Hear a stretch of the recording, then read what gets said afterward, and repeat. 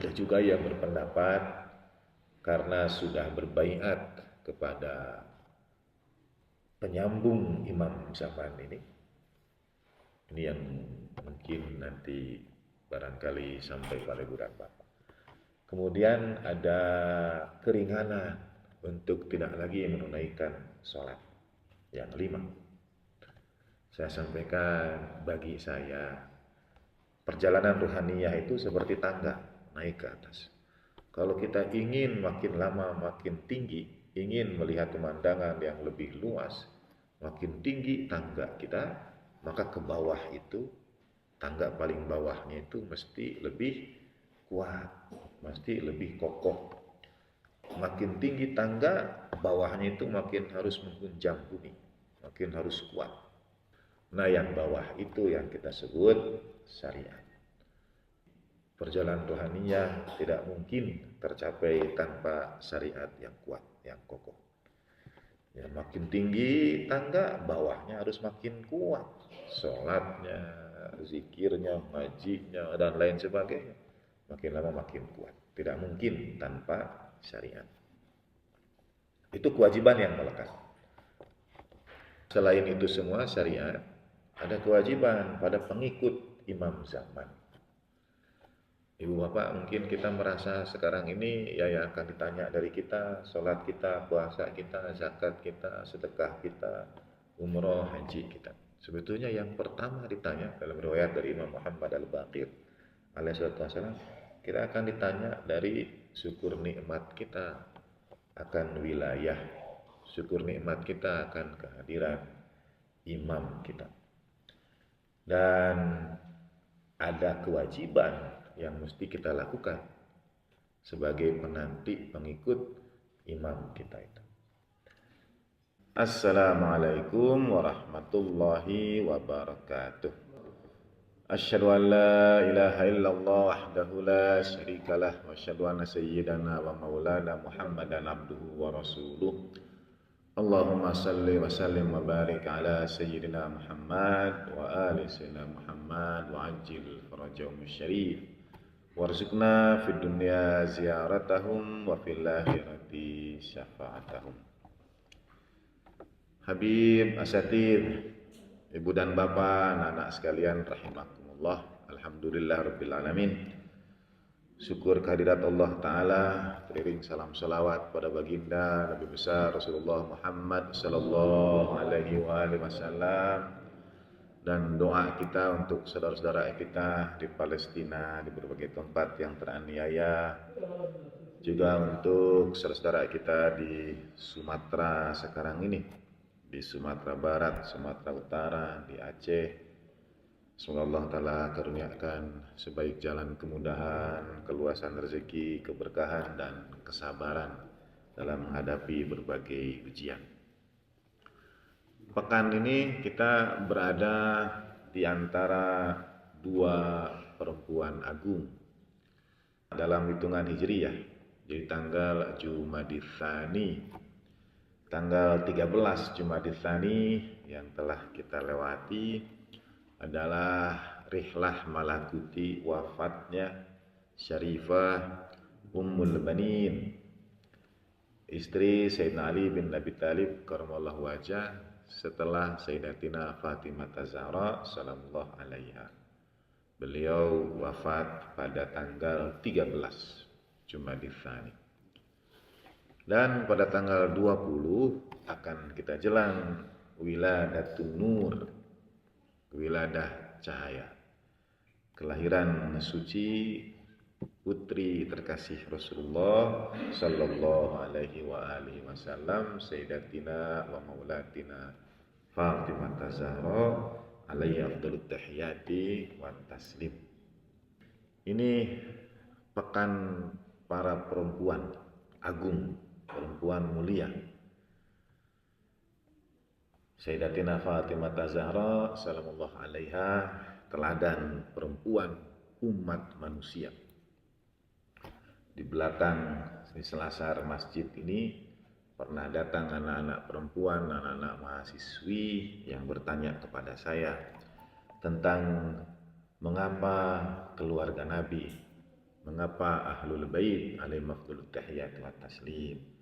Saya tanyakan kepada mereka, kalian ini anak-anak putri, anak-anak perempuan, siapa teladan kalian? Seorang perempuan yang adalah putri yang teramat berbakti, istri yang khidmat pada suaminya, dan ibu yang mendidik, membesarkan, mengasihi, menyayangi anak-anaknya, dan anak-anaknya menjadi teladan-teladan utama. Mereka tidak dapat dengan segera menjawab, siapa tokoh perempuan yang jadi teladan itu semua? Teladan sebagai seorang anak, teladan sebagai seorang istri, dan teladan sebagai seorang ibu. Saya sampaikan, bagi saya teladan itu adalah Sayyidatina Fatimah Zahra sallallahu alaiha. Beliau menggabungkan itu semua, teladan putri, sehingga baginda Nabi menggelari beliau dengan Ummu Abiha. Kemudian Sayyidatina Fatimah Zahra sallallahu alaiha ketika Sayyidina Ali bin Abi Thalib alaihi afdhalut tahiyat wa taslim mengebumikan jasad suci istri tercinta beliau, beliau bersaksi, demi Allah tidak satu saat pun Siti Khadijah tidak membuat bahagia Sayyidina Ali. Dan tentu sebagai seorang ibu, beliau mendidik, membesarkan, mengasihi, menyayangi putra-putra teladan dalam Islam, yaitu Sayyidina Hasan, Sayyidina Husain, Sayyidina Zainab, Sayyidina Ummi Kulthum alaihim afdhalut tahiyati wa taslim. Nah, itu semua teladan dalam sifat yang personal. Teladan dalam sifat putri pada ayahnya, istri pada suaminya, dan ibu pada anak-anaknya. Sayyidatina Fatimah Zahra sallallahu alaiha lebih dari itu semua. Teladan itu, selain beliau dalam Islam dan dalam sejarah umat manusia, menjadi teladan yang menggabungkan putri, istri, dan ibu itu, beliau juga berperan sangat besar dalam khidmat pada masyarakat, dalam perubahan sosial, dan sebagainya. Nah, apa yang diteladankan Sayyidatina Fatimah Zahra sallallahu alaihi? Beliau melanjutkan ibunda tercinta beliau, Sayyidatina Khadijah sallallahu alaihi. Dalam konteks yang jauh lebih kecil tapi dampaknya sangat besar.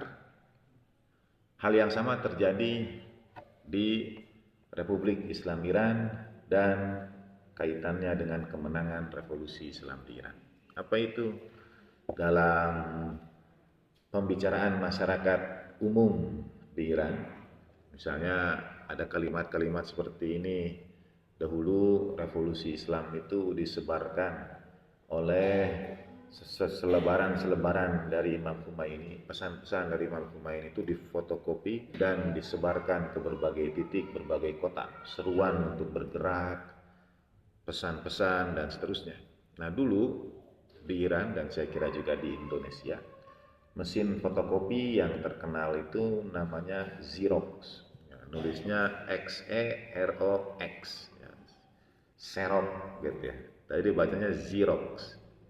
Kata orang Iran, revolusi Islam Iran itu mengubah otokrasi, mengubah kerajaan menuju teokrasi, menuju pemerintahan berdasarkan ketuhanan melalui zirokrasi. Jadi dari otokrasi, dari kerajaan berubah ke keislaman melalui zirokrasi. Artinya ada peran yang sangat besar. Karena dulu penyampaian berita, pesan tidak seperti sekarang melalui media. Dulu difotokopi, disebarkan. Teman-teman yang juga aktivis tahun 80-an, kajian-kajian itu pasti difotokopi. Kalau tidak, tulis tangan, pasang sendiri, dan seterusnya. Nah, ada pembicaraan masyarakat umum lainnya, yaitu kemenangan revolusi Islam Iran ini. Ada kecenderungan dalam Islam dan khususnya dalam mazhab Ahlul Bait alaihi wassalam, kepercayaan kepada imam zaman, kepercayaan kepada Imam Mahdi ajalallahu taala farajahu syarif, yang menghadirkan berbagai paham, berbagai kelompok. Misalnya ada yang meyakini imam zaman sudah hadir dan jelas tempatnya di mana. Ada juga yang meyakini imam zaman mempunyai wakil, dan kemudian ada juga bahwa wakilnya ini punya utusan gitu. Ada yang bertanya pada saya, apakah saya meyakini kalau imam zaman punya utusan? Saya jawab, saya meyakini bahwa imam zaman mempunyai hubungan khusus dengan orang-orang tertentu, dengan orang-orang yang khusus pula. Tapi untuk kemudian mengklaim sebagai utusan, ini perkara yang perlu ada dalil-dalil dan sebagainya. Bahkan saya tanya, misalnya kalau sekarang ada utusan itu, dan mungkin ibu dan bapak berinteraksi dengan saudara-saudara kita itu, karena dalam tanda petik pangsa terbesar untuk komunitas dan jamaah yang berkaitan dengan Imam Mahdi adalah para pengikut Ahlul Bait alaihi wassalatu wassalam. Para pengikut Ahlul Bait meyakini Imam Mahdi, dan keyakinan Imam Mahdi-nya ini kemudian bisa dimaknai begitu rupa sehingga ada utusan, ada perwakilan, dan seterusnya. Ada baiat, dan seterusnya. Nah, saya percaya ada orang-orang yang punya hubungan khusus dengan imam zaman, walaupun saya tidak dapat membuktikan. Antara lain adalah peristiwa yang terjadi pada Kamis Kelabu di Republik Islam Iran waktu itu. Disebut Kamis Kelabu karena masyarakat keluar berdemonstrasi untuk mengkritik kebijakan pemerintah waktu itu, Raja Reza Shah di Iran. Mereka ya dengan berbagai permasalahan masyarakat, permasalahan bangsa Iran waktu itu. Lalu ada gerakan Imam Khomeini rahimahullah. Hari Kamis itu masyarakat demo dan mereka ditembaki. Banyak yang gugur. Malam harinya ada telepon dari Imam Khomeini kepada setidaknya 2 orang, ada beberapa orang dan lainnya, yaitu Asy-Syahid Murtada Mutahhari dan Ayatullah Talegani. Ayatullah Talegani ini kelak kemudian menjadi imam Jumat yang pertama setelah kemenangan revolusi Islam di Iran, di Teheran. Beliau jadi imam Jumat Teheran dan syahid. Syahid Mutahhari dan Syahid Ayatullah Talegani terima telepon Imam Khomeini dari Paris itu. Dan pesan imam itu adalah besok rakyat keluar lagi. Kata Ayatullah Mutahhari, imam dalam perbincangan dengan rekan-rekan beliau, imam, rakyat baru saja kehilangan banyak korban, baru saja mereka itu banyak yang syahid. Kalau besok kami minta keluar lagi, rasanya tidak tega, karena mereka baru saja mengalami banyak yang syahid. Itu luar biasa ya. Jawaban Imam Khomeini di ujung telepon itu, saya sendiri juga tidak tega, kata Imam Khomeini. Setelah selesai pembicaraan, tutup telepon, Syahid Mutahhari Ayatullah Talegani membicarakan makna kalimat imam, saya sendiri juga tidak tega. Dikata mereka kalau tidak tega, kenapa imam meminta kami keluar? Nah, diyakinilah oleh Syahid Mutahhari Ayatullah Talegani bahwa perintah ini tidak datang dari Imam Khomeini rahimahullah, tapi datang dari, nah itu yang saya sebut punya hubungan khusus dengan imam zaman ajallahu ta'ala derajatih. Imam Khomeini tidak pernah menyampaikan secara khusus. Malam hari itu datang pesan untuk bergerak, besoknya rakyat keluar, hari Jumatnya tanggal 22 Bahman bulan di Iran itu, dan di situ tentara berbalik. Itu saat ketika rakyat datang menemui tentara dengan membawa bunga, dan kemudian bunga itu dimasukkan ke dalam moncong senjata mereka. Zaman dulu mungkin seperti AK-47 misalnya, itu dimasukkan ke dalam moncong senjata para tentara itu. Dan itulah hari ketika Syah kemudian lari, tentara berbalik mendukung rakyat, dan tercapailah kemenangan revolusi Islam di Iran. Sallallahu alaihi Muhammad wa alaihi Muhammad. Dan berkahnya, dampaknya kita rasakan. Kata Imam Khomeini rahimahullah, revolusi Islam Iran itu infijore nur, itu ledakan cahaya. Cahayanya menyebar ke alam semesta. Nah, sebetulnya ada satu hal lagi selain tentara yang berbalik. Dalam bahasa teman-teman Iran di sana, sebetulnya ada satu hal lagi, yaitu dukungan bozori. Bozori ini ke dalam bahasa kita bozor jadi bazar. Dari bazar jadi pasar. Ada dukungan bozori terutama di selatan Teheran. Jadi ada pasar selatan Teheran. Ada dukungan bozori yang sangat kuat, terutama bahkan setelah di awal-awal. Bayangkan negara ditinggal sama pemerintahannya, mesti pulih. Tantangan paling berat itu adalah ekonomi. Disitulah peran para bozori itu. Dan sangat ma'ruf lah, terutama bozor pasar selatan Teheran. Itu dianggap menjadi pusat perekonomian.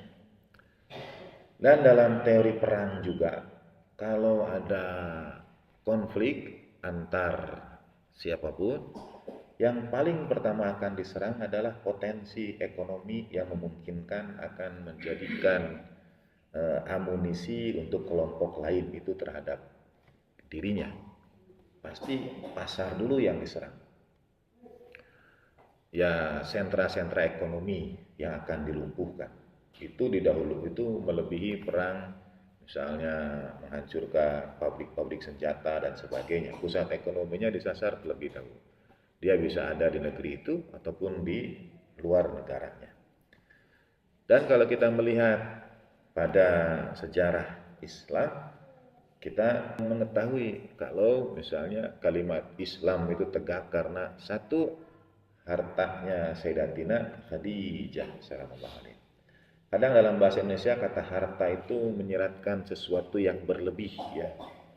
Jadi punya harta benda itu dianggap banyak. Mungkin kita kategorikan berkecukupan. Jadi Sayyidatina Khadijah sallallahu alaiha seorang saudagar yang berhasil, sukses. Kadang ada kalimat yang dinisbatkan yang bagi saya pribadi mungkin kurang tepat. Kaya raya gitu ya. Betul, beliau kaya raya dalam pengertian konotasi kita.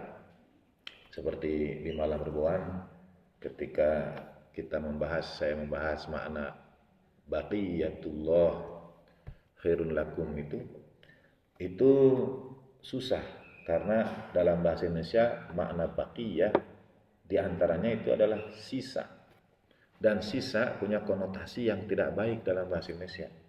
Sisa itu konotasinya negatif, itu mah sisa gitu, jadi negatif. Nah, bahasa Sunda itu punya kalimat yang cocok untuk baqiyah itu, yaitu diagehkeun. Cuma itu yang kadang sulit dicarikan padanannya dalam bahasa Indonesia. Ibarat bagian yang terbaik itu disimpan.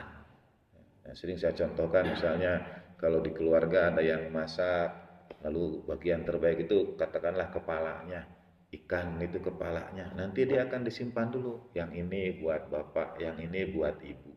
Itu bukan disisakan, tapi disimpan. Nah, baqiyatullah itu demikian. Dia disimpan, yang terbaik disimpan. Nah, kaya raya juga punya konotasi yang negatif dalam bahasa Indonesia. Karena kecenderungan orang kaya yang the elite of the elite itu, yang 1% itu, ya bertanggung jawab terhadap apa yang terjadi. Misalnya kerakusan di hutan-hutan Sumatera, di hutan-hutan Kalimantan, itu kan orang-orangnya kaya raya yang dapat hasilnya, yang sekarang seakan-akan menghilang ya. tidak ada wujudnya. Nah, Sayyidatina Khadijah sallallahu alaiha saudagar yang berhasil, tapi bukan dalam pengertian kaya raya seperti orang-orang kaya di zaman sekarang ini. Ya. Kebiasaan berbagi, kebiasaan membantu, dan kalau misalnya ditanya, ada banyak riwayat yang harus dikoreksi dari sejarah baginda Nabi Shallallahu Alaihi Wasallam, terutama tentang pernikahan beliau dengan Sayyidatina Khadijah Shallallahu Alaihi Wasallam. Misalnya mengatakan, saya pernah satu saat ikut sholat Jumat, lalu khatibnya mengatakan, mas kawin baginda Nabi untuk Sayyidatina Khadijah itu 19 unta merah, ya, humurun ni'am, unta yang paling mahal. Dan memang ada riwayatnya. Dan satu unta merah itu seharga Mercedes-Benz seri S yang paling mahal, kata beliau di mimbar itu. Jadi kata beliau, baginda Nabi, lihat satu Mercedes-Benz misalnya, kalau kita anggap, saya tidak tahu, katakanlah kalau harganya misalnya 1 M, maka 19 unta merah itu sama dengan 19 M. Saya kritisi riwayat itu karena saya bilang kalau demikian baginda Nabi tidak bisa menjadi contoh teladan bagi para bujangan. Bagaimana caranya untuk menikah harus menunggu punya 19 M dulu. Dari mana? Justru teladan bagian Nabi itu ada pada riwayat ketika menikahi Sayyidatina Khadijah sallallahu alaiha. Beberapa orang di sekitaran Sayyidatina Khadijah itu berkata, siapa yang akan kau nikahi? Seseorang yang tidak punya apa-apa. Ya, kalau kita lihat keadaan baginda Nabi sallallahu alaihi wasallam, tidak punya kedua orang tua, tidak punya harta, tidak punya dalam tanda petik ya, mungkin pekerjaan tetap dan sebagainya. Jadi mau menikah dengan baginda Nabi itu Sayyidah Khadijah sallallahu alaihi wasallam diinterogasi dulu dalam tanda petik, ditanya-tanya dulu. Oh yakin mau menikah sama Rasulullah? Tentu tidak memanggil Rasulullah waktu itu. Karena baginda Nabi bukan siapa-siapa. Baginda Nabi tidak punya apa-apa. Kedua orang tua beliau sudah berpulang. Nah, saya bilang kalau demikian itu bisa jadi contoh. Siapapun yang merasa bukan siapa-siapa, tidak punya apa-apa, itu teladan. Tapi dari mana kemudian ada cerita tentang unta merah itu? Antara lain ada dari hadiah keluarganya kepada beliau. Jadi yang memberikan hadiah unta merah itu bukan sebagai mas kawin, tapi sebagai hadiah. Nah, kalau itu saya bilang bisa jadi teladan.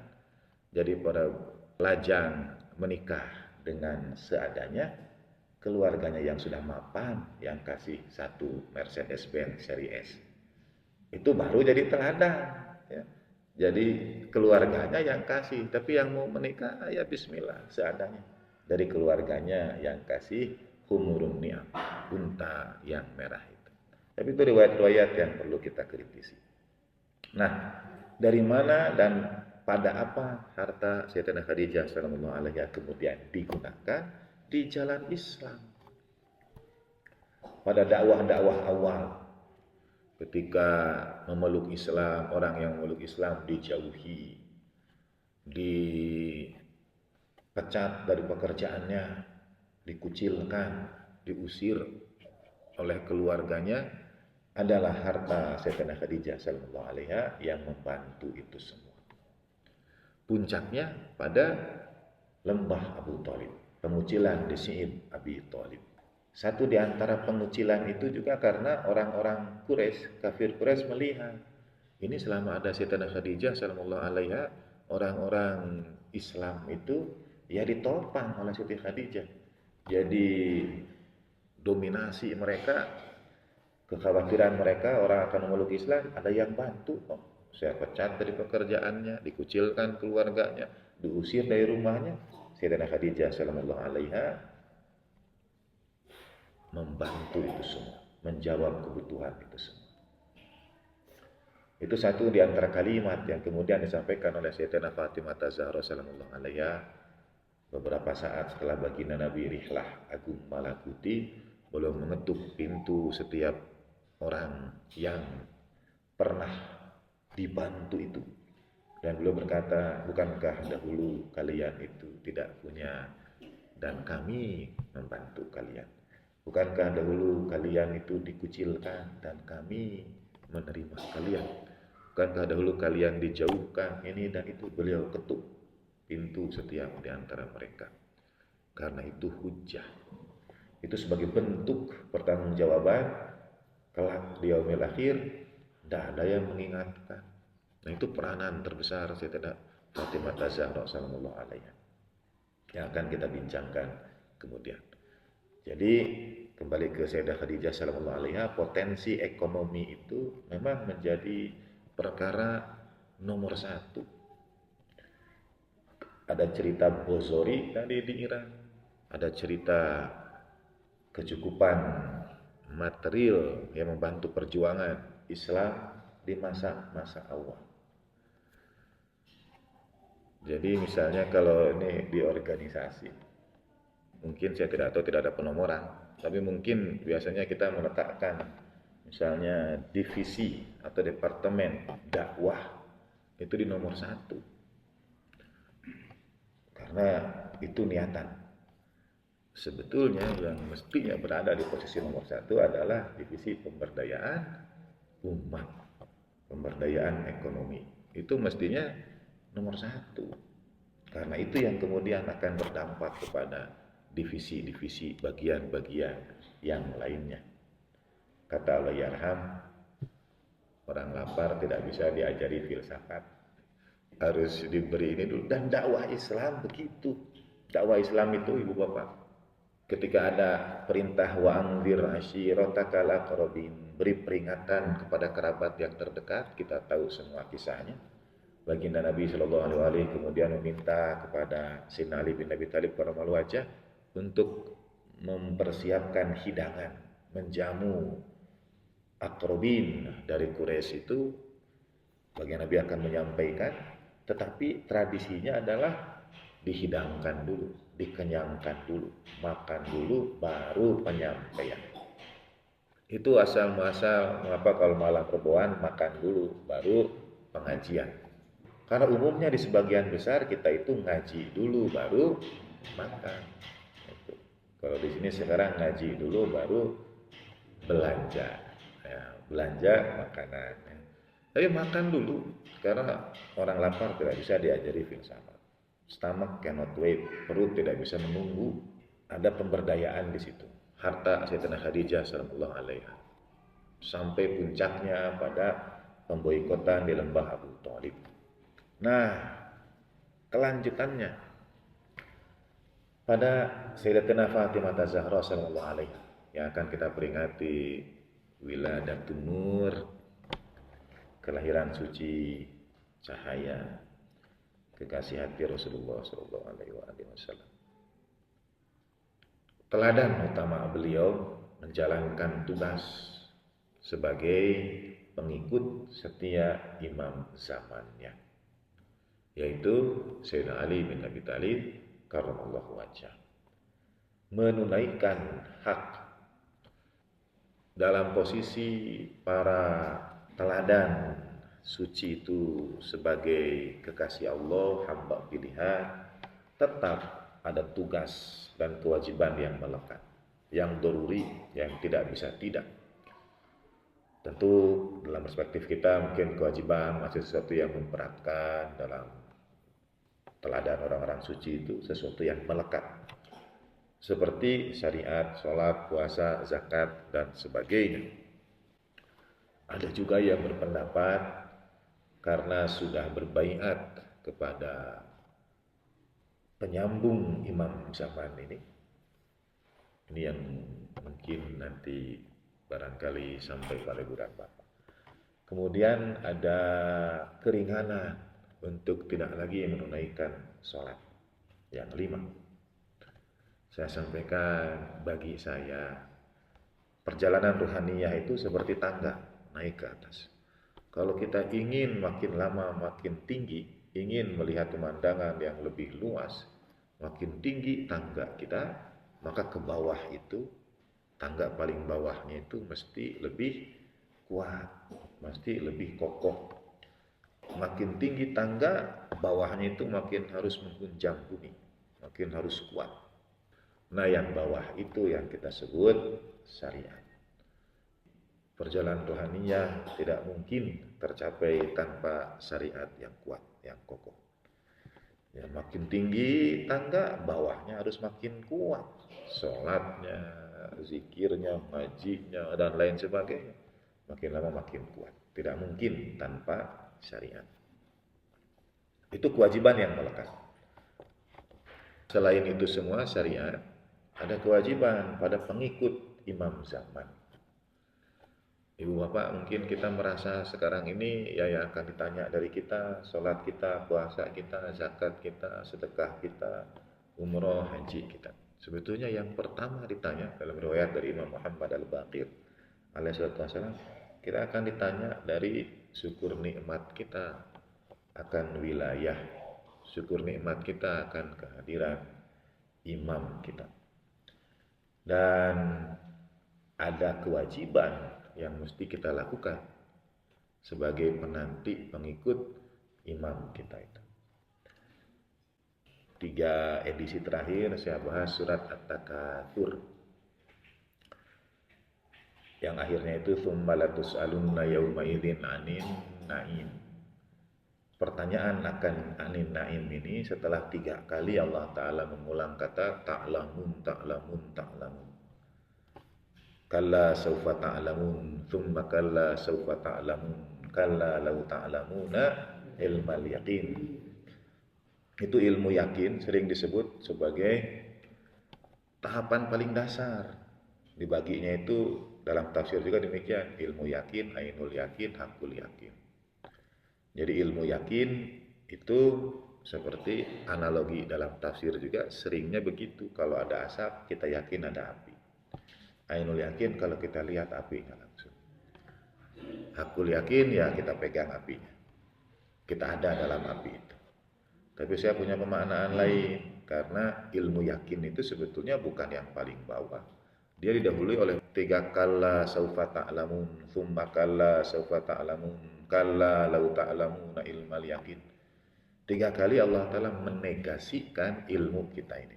Apa yang kita ketahui itu Allah Ta'ala negasikan kalla, kalla, kalla. Apa yang kita kira A, kalla. 3 kali. Baru setelah 3 kali itu kalla law ta'lamuna ilmal yakin. Kalau kau tahu ilmu yakin itu. Kemarin guru kita Maulana membahas dengan sangat indah bersama Habib Haidar di acara ICC. Karena di situ digunakan kata la tarawunna la jahim. Jadi saya sampaikan dalam kajian tafsir surat At-Takatsur itu. Kalau orang sudah sampai pada ilmu yakin, dia akan melihat neraka itu. La tarawunna la jahim. Yang dibahas dalam misalnya alam imajinal. Sebetulnya makin kita punya ilmu, makin yakin yang terbentang di depan kita itu al-jahim. Karena tidak ada satu amalan kita pun yang layak mengantarkan kita ke surga Allah Subhanahu wa taala. Kalau kita tahu hak mata kita, hak tangan, hak kaki, hak saudara, hak keluarga, hak guru, tidak ada. Depan kita itu yang kita lihat itu la tarawunna jahim, bukan nanti. Kalau kita punya ilmu yakin itu yang kita lihat ini al-jahim. Tidak ada kelayakan kita untuk masuk surga Allah SWT kalau orang tahu ilmu yakin. Nah, itu bukan dasar, sekali lagi bukan basis paling awal. Ilmu yakin sebetulnya dia puncak, walaupun terus menyempurna, meningkat tanpa batas. Karena kalau lihat asap tahu itu ada api, kan pasti pernah lihat api dulu, makanya kemudian dia tahu kalau ada asap pasti ada api. Kata ain, ainul yakin juga bermakna mata air, sumber. Jadi kalau kita sudah tahu ilmu yakin, kita akan tahu nanti itu muaranya kemana. Anak-anak sungai itu bergabung dengan sungai besarnya di mana, mata airnya di mana, sumbernya di mana. Kita akan tahu sumber wasilah dari seluruh kenikmatan kita. Kalau kita tahu ilmu yakin, kita akan tahu mata air yang saya minum, ilmu yang saya terima, buku yang saya baca, wasilah nikmatnya itu. Mata air sumber kenikmatannya itu satu. Dan itu yang akan dimintai. Tsumma latus'alunna yauma idzin anin na'im. Contohlah nasi yang kita makan, berasnya. Mungkin kalau kita telusuri naim itu nikmatnya. Kalau kita tahu ilmu yakinnya itu kita akan sampai pada ainnya, pada mata airnya. Misalnya kalau telusuri ya beras dari pasar, dari pedagang, dari grosiran, dari tengkulak, dari petani. Terus tapi kita tidak sampai pada ainnya. Ain itu mata airnya, sumbernya. Dan sumber dari segala kenikmatan Allah Ta'ala adalah A'udzubillahi minasyaitonir rajim wa ma arsalnaka illa rahmatan lil alamin. Sumbernya baginda Nabi sallallahu alaihi wasallam. Sumbernya al-ma'sumi, para pelanjut baginda Nabi. Itu bagian dari tanggung jawab kita yang akan dimintai pertanggungjawaban. Karena seluruh kenikmatan itu tidak sampai pada kita kecuali melalui perkenan dan wasilah ain itu, sumber mata air. Ainan fiha tusamma salsabil. Itulah ain yang seharusnya tidak pernah pergi dari mata kita. Yang kita sebut dengan qurratul ain, yang menetap di mata kita. Yang makor, yang kemanapun kita memandang, dia tetap ada di mata kita. Kalla law ta'lamuna ilmal yaqin la tarawunnal jahim thumma la tarawunnaha ainal yaqin. Ain juga bermakna zat itu sendiri. Ainu nafsi. Ain itu adalah sesuatu itu. Sehingga pengertian saya misalnya kalau tadi ilmu yakin, lihat asap ada api, itu yang umum. Lalu ada ainul yakin, kita lihat apinya. Nah, ainul yakin itu adalah kita berada di api itu. Tapi kalau hakul yakin apa? Kita menjadi hakikat api itu. Jadi antara tidak ada kita sudah jadi api itu. Itu hakul yakin. Itu nikmat yang akan dimintai pertanggungjawaban bagi para pengikut yang penanti Imam Zaman. Itu ada pertanggungjawaban yang teramat besar, yaitu bagaimana tugas kita sebagai penanti Imam Zaman itu. Sholat kita tahu 5 kali sehari, dari takbir sampai salam, ruku, sujud, bacaan, zakat, aturannya, haji, umroh, syariat lain kita tahu. Tapi kalau ditanya tugas sebagai penanti Imam Zaman bagaimana? Ada tugas pengikut pada Imam Zamannya. Itulah tugas yang ditunaikan dengan teramat sempurna oleh Sayyidatina Fatimah Az-Zahra sallallahu alaihi. Beliau mengamalkan itu. Pasca rihlah agung malakuti baginda Nabi, beliau meneladankan sebagai pengikut Imam Zaman. Kalau boleh ada penomoran, urutan dan perbandingan, maka sebagai pengikut Imam Zamannya nomor 1. Itu adalah Sayyidatina Fatimah Az-Zahra sallallahu alaihi. Mengetuk rumah di antara yang hijrah itu mengingatkan tentang bagaimana dahulu keluarga Rasulullah sallallahu alaihi wasallam melalui kepemilikan Sayyidatina Khadijah sallallahu alaihi wasallam, Sayyidah Khadijah itu membantu mereka semua. Mengingatkan akan peristiwa di Telaga, dan yang demikian dapat diasumsikan sekali lagi kalau orang itu punya konflik, yang pertama kali akan disasar adalah potensi ekonomi kelompok itu. Apapun nanti di list sumber-sumbernya, ini perusahaannya, ini afiliasinya. Sama seperti sekarang juga ketika terjadi perlawanan terhadap Zionisme, yang perlu disasar itu kekuatan ekonominya. sehingga terjadi apa yang kemudian diupayakan di berbagai tempat di seluruh dunia. Sekecil apapun perjuangan, tidak ada yang kecil dalam perjuangan itu. Jadi ya cerita burung Nabiullah Ibrahim alaihissalatu wassalam, misalnya kalau kita memilih tidak belanja di A, tidak ada dampaknya, tidak benar. Ada cerita burung Nabiullah Ibrahim alaihissalam, ya, tercatat sebagai yang berusaha semungkin yang dapat kita lakukan.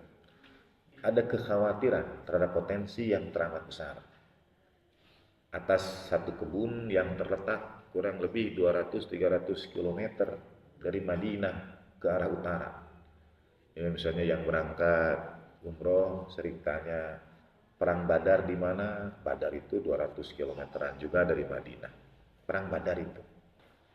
Kebun-kebun kurma Sayyidatina Fatimah sallallahu alaihi di mana? Sebagian ada di Madinah, yang paling besar itu ada di sebuah tempat bernama Fadak. Dan itu jaraknya jauh. Bayangkan 200 km dari Madinah. Tetapi kebun kurma itu sangat besar sekali. Potensi ekonominya itu luar biasa. Padahal jauh. Kalau dari sisi jarak jauh. Dari Madinah itu jauh. Tapi dia punya potensi ekonomi yang teramat besar. Tadi disebutkan satu di antara keberkahan kebun kurma itu kalau sudah berbuah, saya tidak tahu berapa besarnya, hektarnya tidak tahu. Itu kalau kebun kurma itu sudah berbuah. Dulu saya waktu mengetahui riwayat itu, saya bayangkan oke-oke aja, karena orang-orang itu akan berada di pinggir jalan, untuk tidak mengatakan berbaris. Kalau berbaris kan terkesannya penuh. Tapi ya negeri padang pasir. Hanya setiap kali ada jalan yang dilewati, ada perkampungan, hasil kebun kurma itu dibagikan sampai di pintu rumah pemilik, yaitu rumah Sayyidatina Fatimah Az-Zahra sallallahu alaiha. Kurma itu habis dibagikan.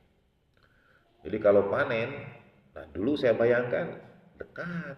Jadi kalau misalnya ya paling tidak jarak yang saya tahu misalnya kebun Ji'ronah baginda Nabi sallallahu alaihi wasallam untuk Sayyidatina Khadijah sallallahu alaiha, mungkin sekitaran itulah, paling 20-an kilometer misalnya. Dari sini ke Mazar, kebun kurma itu gitu. Ternyata tidak, 200 kilometeran. Jadi bayangkan hasil kurmanya. Kalau 200 kilometeran itu mengunjungi beberapa pedesaan, perkampungan, dan dibagikan untuk masyarakat sampai Madinah habis. Kita bisa bayangkan potensi ekonominya. Dan itu dikhawatirkan menjadi sesuatu yang mengancam status quo karena ada potensi ekonomi. Orang tidak khawatir kok kalau ada perbedaan pendapat. Orang khawatir kalau ada perbedaan pendapatan. Tidak khawatir. Yang dikhawatirkan itu perbedaan pendapatan. Ini perkara lapak, perkara kue. Allah yarham itu sebetulnya dalam tanda petik mengalami itu. Kalau ada perbedaan pendapat tidak masalah. Tapi kalau sudah kemapanan itu terganggu, status quo itu terganggu. Dahulu guru kita ada upaya, ini dulu ya, sebelum era seperti sekarang. Ada upaya untuk mereduksi kalau saudara-saudara kita yang bekerja di luar negeri itu kirim uang ke keluarganya. Dan dengan sistem yang dulu berlaku, itu bisa ada potongan yang cukup besar. Dan itu bisa dibantu oleh teknologi. Sehingga potongannya lebih kurang lah.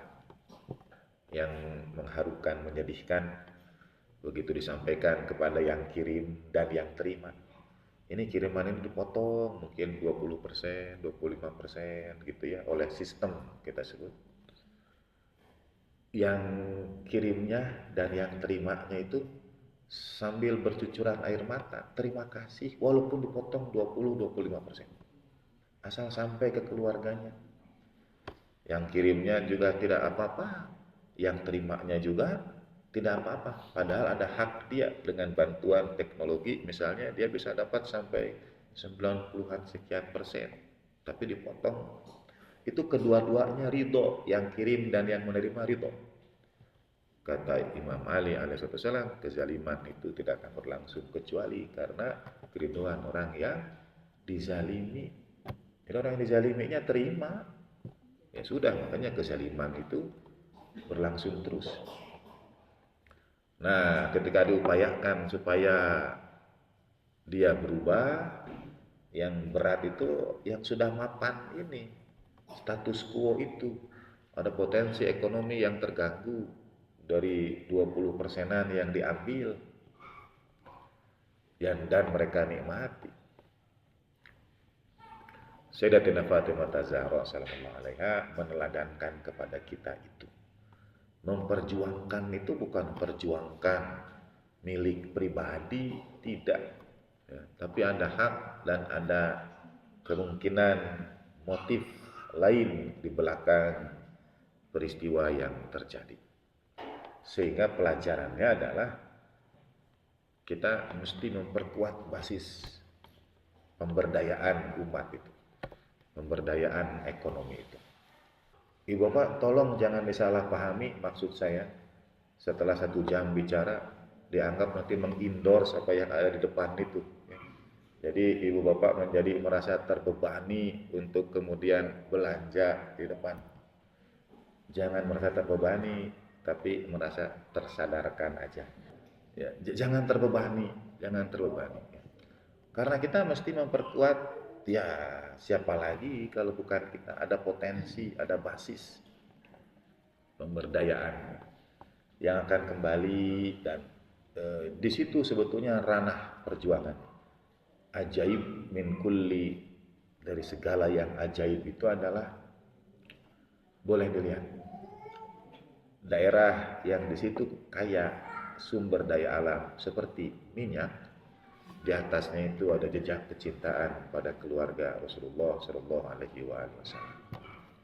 Sekarang tanah yang kaya minyak seperti Irak, seperti Iran, atau bahkan di Saudi, daerah-daerah penghasil minyak itu, Qatif, Ahsa, Damam, itu adalah daerah-daerah para pengikut keluarga Nabi alaihi afdhalut tahiyati wa taslim.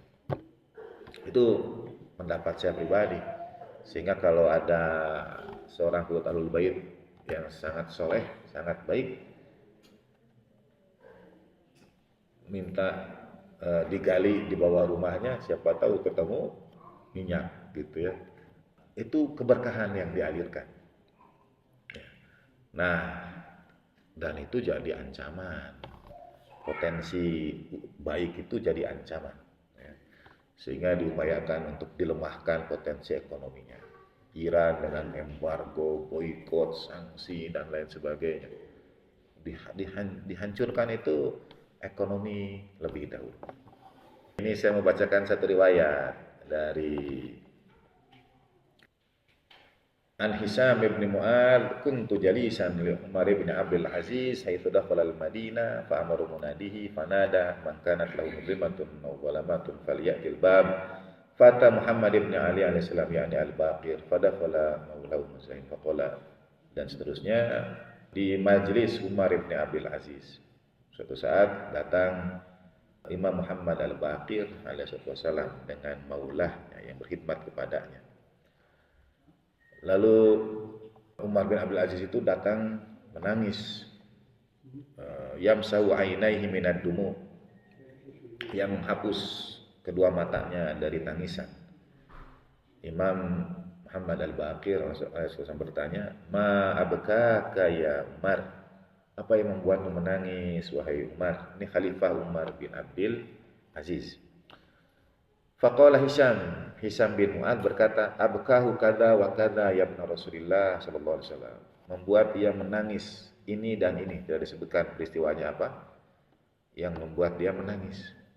Di majelis itu Umar bin Abdul Aziz datang, wajahnya sembab dengan tangisan. Imam Bakir, Muhammad Al-Bakir Rasulullah tanya, kenapa menangis? Apa yang buat menangis? Kata sahabat Hisham, kada wa kada, ini dan ini, tidak disebutkan. Hadis itu kadang begitu, pertanyaannya tidak disebutkan, tapi jawabannya akan menjelaskan pertanyaan itu. Itu cara ilmu hadis selamat dari tantangan masanya. Dia tidak menyebutkan kenapanya, tapi jawabannya itu menjelaskan. Jadi abukahu kada wa kada, telah membuat dia menangis ini dan itu. Ya benar Rasulullah, wahai putra Rasulullah sallallahu alaihi wasallam. Imam kemudian menjawab, ya Umar. Hadisnya panjang, saya kutip sebagian, mohon izin. Ya Umar, innamad dunya sukun minal aswa. Wahai Umar, sesungguhnya dunia itu pasar dari banyak pasar. Jadi kalau jawabannya begitu, berarti kita tahu yang membuat Khalifah Umar bin Abdul Aziz menangis ini adalah urusan innamad dunya. Jadi kalau orang karena urusan dunia kemudian menangis karena urusan dunia, innamad dunya sukun minal aswaq. Itu pasar dari banyak pasar, di pasar-pasar yang ada. Minha minal aswaqi minha kharaja qaumun bima yanfa'uhum wa minha kharaju bima yadurruhum. Ada seperti dari pasar lah, ada yang keluar dari pasar itu dengan yang bermanfaat baginya, ada juga yang keluar itu dengan yang mendatangkan mudarat daripadanya. Dan seterusnya panjang. Wa kam min qaumin qaddarahum bimithli alladhi asbahna fihi hatta atahumul maut. Betapa banyak kaum yang sudah ditimpa kemalangan di dunia ini seperti keadaan kita pagi ini hingga mendatangi kaum itu kematian. Jadi kalau saya tangkap, yang membuat Khalifah Umar bin Abdul Aziz ini menangis adalah kerugian dunia yang besar yang mendatangkan mudarat. Rugi, mungkin rugi bisnisnya, rugi hartanya, itu membuat dia menangis sampai matanya sembab. Dan Imam menjawab, dunia ini sukun minal aswaq. Ada yang keluar dengan datang yang bawa bermanfaat, ada yang juga bawa hal yang tidak bermanfaat. Ini kalau ini mungkin bagian indoors ya. Tapi kalau sauk yang di depan itu, pasar yang di depan itu, insya Allah semuanya bermanfaat. Bima yanfa'uhum, nah, itu mendatangkan manfaat. Ya. Kemarin di Jawa Timur saya terharu karena teman-teman itu mengumpulkan sesama penjual besi bekas dan mengupayakannya untuk insya Allah niatan khidmat, niatan dakwah, jadi besi-besi bekas. Nah itu bagian yang teramat penting, bahkan mungkin sokoknya ya, fondasinya. Ada Buzori, ada teladan Sayyidatina Khadijah sallallahu alaiha, ada perjuangan Sayyidatina Fatimah Zahra sallallahu alaiha, teriring juga doa ibu dan bapak, termasuk di bagian awal tadi saya sampaikan kita berada pada pekan dua perempuan agung, yaitu Syarifah Ummul Banin, wafat beliau, rihlah beliau, dan wiladah tumur Sayyidatina Fatimah Zahra sallallahu alaiha. Kedua perempuan teramat mulia ini meneladankan bagi kita kepatuhan yang didahulukan untuk imam zamannya. Sayyidah Ummul Banin itu mendahulukan keluarga Rasulullah di atas keluarganya. Setiap kali ada berita tentang Karbala yang beliau tanya, bagaimana Sayyidina Husain bin Ali bin Abi Thalib. Dan demikian pula teladannya adalah Sayyidatina Fatimah Zahra. Ada pertanggungjawaban pada imam zaman kita yang mesti kita jawab. Mudah-mudahan memperkuat basis pemberdayaan, basis ekonomi adalah satu di antara yang bisa kita niatkan untuk itu. Ala Nabi wa alihi salawat. Allahumma salli ala sayyidina Muhammad wa alihi sayyidina Muhammad. Allahumma salli ala sayyidina Muhammad wa alihi sayyidina Muhammad.